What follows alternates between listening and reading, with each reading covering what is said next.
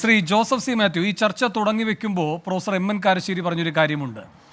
ഇത്തരം ചെറിയ കാര്യങ്ങളാണോ ചർച്ച ചെയ്യേണ്ടത്? ഗൗരവതരമായ പല വിഷയങ്ങളുണ്ട് എന്ന് അദ്ദേഹം പൊതുശ്രദ്ധയിൽപ്പെടുത്തുകയും ചെയ്തു. പക്ഷേ ഇതത്ര ലളിതമായൊരു വിഷയമാണോ? അല്ല എന്ന് അല്ലേ കരുതേണ്ടത്? കാരണം ഇപ്പോൾ ഇവിടെ കാരശ്ശേരി മാഷ് പറഞ്ഞ രണ്ട് ഉദാഹരണങ്ങളുണ്ട്, വി എസുമായി ബന്ധപ്പെട്ടും പി ജെയുമായി ബന്ധപ്പെട്ടും. അതിൽ രണ്ടും പാർട്ടി ഇടപെട്ട് തിരുത്തൽ നടത്തിയിട്ടുണ്ട്. അതിൻ്റെ ഉള്ളിലെ രാഷ്ട്രീയം അവിടെ നിൽക്കട്ടെ, അപ്പോഴും തിരുത്താൻ കഴിയുന്ന ഒരു ശക്തി എന്ന നിലയിൽ ഒരു പാർട്ടി ഇവിടെ ജീവനോടെ ഉണ്ടായിരുന്നു എന്നതിൻ്റെ തെളിവായി അതൊക്കെ ഇപ്പോൾ നമ്മുടെ ഓർമ്മയിലുണ്ട്. സി പി എമ്മിൻ്റെ ഒരു പൊതു ന്യൂനത അത് ജനകീയതയുടെ ഒരു പരിച്ഛേദമായി നിൽക്കുന്നില്ല. അതിൻ്റെ ഒരു കെട്ടുറച്ച സംവിധാനമുണ്ട്, ഒരു ലെനിനിസ്റ്റ് സംഘടനാ സംവിധാനമുണ്ട്. അപ്പോഴും അതിൻ്റെ ഒരു സംഘടനാ സ്വഭാവം കൊണ്ട് അതിൻ്റെ ഒരു പുരോഗമനപരതയുണ്ട്. ഇവിടെ ഇപ്പോൾ അത് പൂർണ്ണമായും നിഷ്ക്രമിക്കപ്പെട്ടിരിക്കുന്നു. തിരുത്താനോ അതിന് ഒരു സാന്നിധ്യം അറിയിക്കാനോ ഒന്നുമുള്ള ഒരു പാർട്ടിയുടെ അഭാവം കേരളം നേരിടുന്നില്ലേ? അത് ഈ വാഴ്ത്തുപാട്ടുകൾ ഏറ്റവും ശരിവെക്കുന്നില്ലേ? അത് ഗുരുതരമല്ലേ? അത് ലളിതമായി നാം വേണ്ട എന്ന് വെക്കേണ്ട ഒരു ചർച്ചാ വിഷയമാണോ?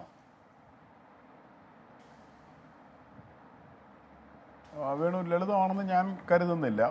അതിനു മുമ്പ് ഞാൻ വി എസുമായി ബന്ധപ്പെട്ട് പാർട്ടി ഇടപെട്ട് തിരുത്തി എന്ന് വേണു പറഞ്ഞ വിഷയം ഏതാണെന്നൊന്ന് പറയാമോ? ഞാനത് ഓർമ്മിക്കുന്നില്ല, അതുകൊണ്ടാണ്. ഏതാണെന്ന് പറയാമോ? അല്ല, ഇപ്പൊ പി ജെ പറയുകയുണ്ടായല്ലോ ഒരു ഘട്ടത്തിൽ കുങ്കുമം ചുമക്കുന്ന കഴുത തുടങ്ങിയിട്ടുള്ള കാര്യങ്ങൾ.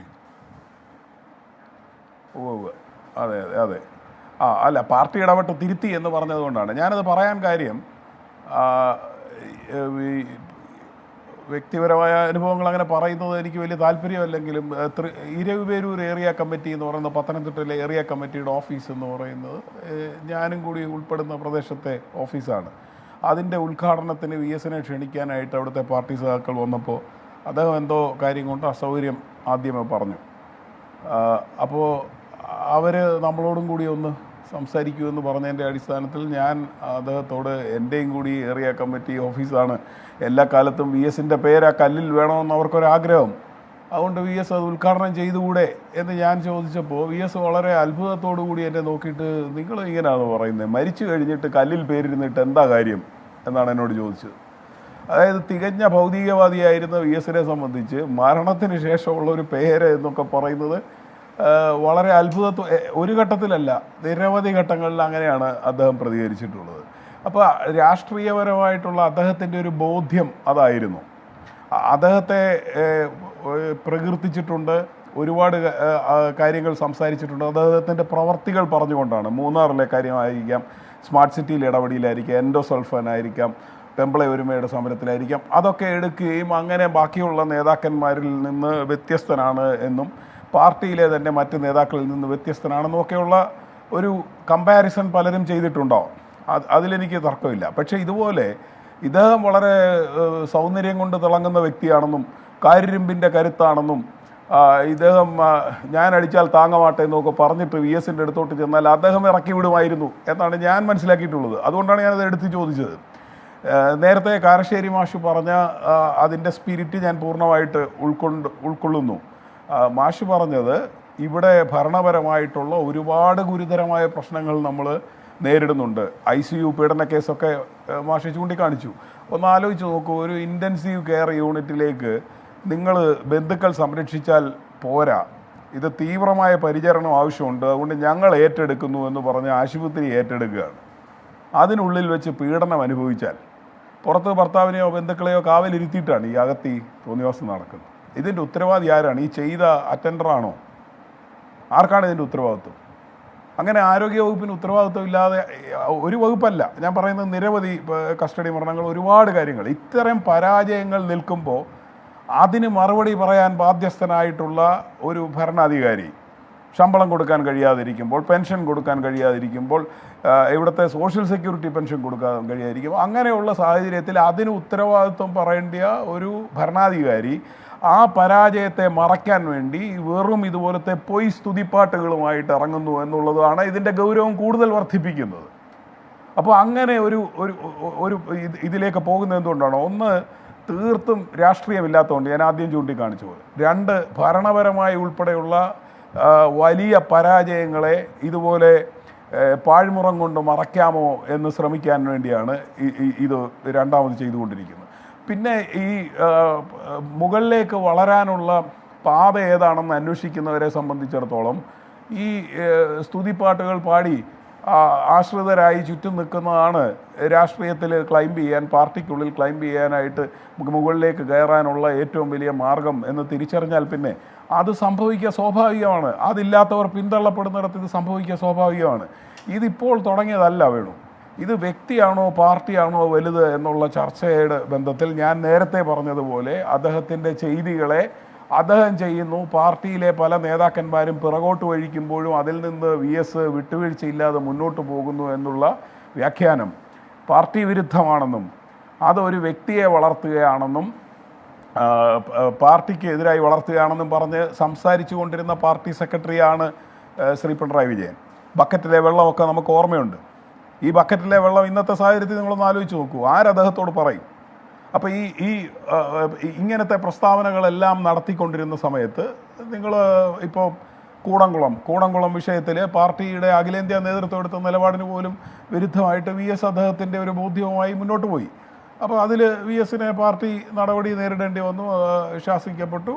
VS അത് ഉൾക്കൊണ്ടു, അടങ്ങിയിരിക്കുന്നു. ഇത് നമ്മൾ പല പ്രാവശ്യം കണ്ടു. ഇത്തരം കാര്യങ്ങളെയാണ് ഈ വ്യക്തിപരമായിട്ടുള്ള മേന്മയ്ക്ക് വേണ്ടി അദ്ദേഹം ചെയ്യുന്നു എന്ന് പറഞ്ഞത്. അദ്ദേഹത്തിന് ബോധ്യമുള്ള രാഷ്ട്രീയമായി ശരിയെന്ന് എൻ്റെ അഭിപ്രായത്തിലെങ്കിലും പിൽക്കാലത്ത് ബോധ്യപ്പെട്ടിട്ടുള്ള പല വിഷയങ്ങളിൽ അദ്ദേഹം ഒരു ഉറച്ച നിലപാടെടുത്തു.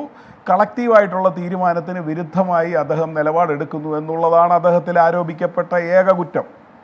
ഇതങ്ങനെയല്ല. ഇത് ഞാൻ പറഞ്ഞത് ശ്രീ പിണറായി വിജയൻ സെക്രട്ടറി സ്ഥാനത്തിരിക്കുമ്പോൾ പോലും ഇതുപോലെ ചെയ്തിട്ടുണ്ട്. ഇപ്പം ഉദാഹരണത്തിന് മൂന്നാർ ഓപ്പറേഷൻ്റെ സമയത്ത് അന്ന് പിണറായി വിജയൻ പാർട്ടി സെക്രട്ടറി എന്നുള്ളതിൽ മാധ്യമങ്ങളോട് പറഞ്ഞത് ഇത് ഏതെങ്കിലും ഒരു വ്യക്തിയുടെ തീരുമാനമാണ്, അല്ലാതെ പാർട്ടി കളക്റ്റീവായിട്ട് എടുത്തൊരു തീരുമാനമല്ല എന്ന് കരുതുന്ന ആരെങ്കിലും ഉണ്ടെങ്കിൽ നിങ്ങൾക്ക് നല്ല നമസ്കാരം എന്നാണ് പറഞ്ഞത്. പക്ഷെ പിന്നീട് എന്താ നിലപാട് മാറിയത് എങ്ങനെയാണ്?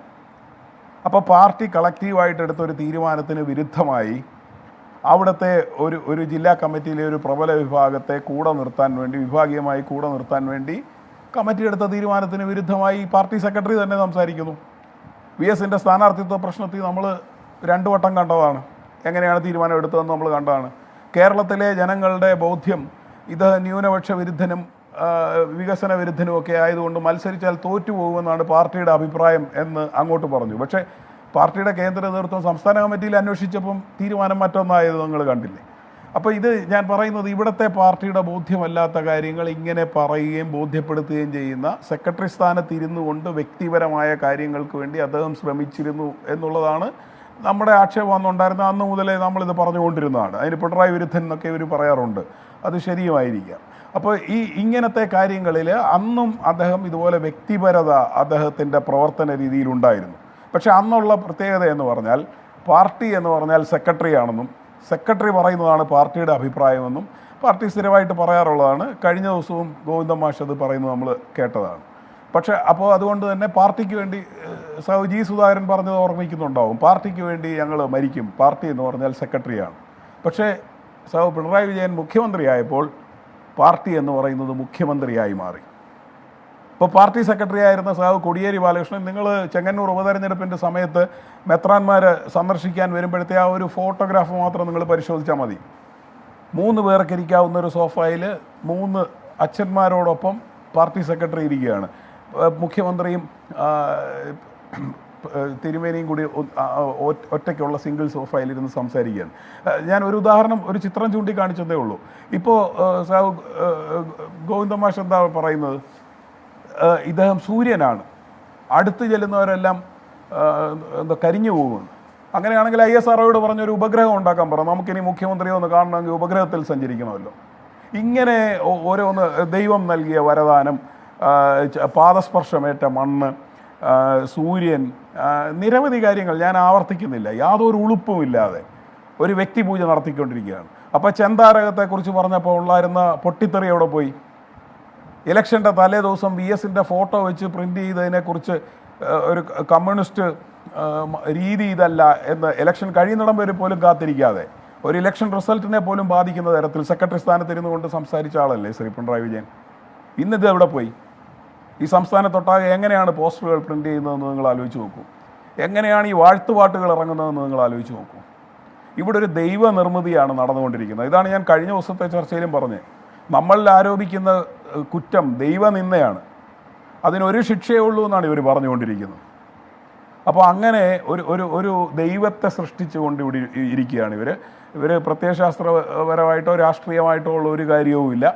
ഭരണപരമായിട്ടുള്ള മുഴുവൻ പരാജയങ്ങളെയും ഇതുകൊണ്ട് മറയ്ക്കാമെന്ന് അവർ വിചാരിക്കുന്നു. ഇത് നമ്മുടെ വിധിയാണ് എന്നും ദൈവം ഇങ്ങനെയാണ് ഇച്ഛിച്ചത് എന്നും കണ്ടുകൊണ്ട് നമ്മൾ ഇതിന് വഴങ്ങിക്കൊള്ളണം എന്നുള്ള ഒരു കാര്യമാണ് ആവർത്തിച്ച് പറഞ്ഞുകൊണ്ടിരിക്കുന്നതെന്നാണ് ഞാൻ മനസ്സിലാക്കുന്നത്. ശരി.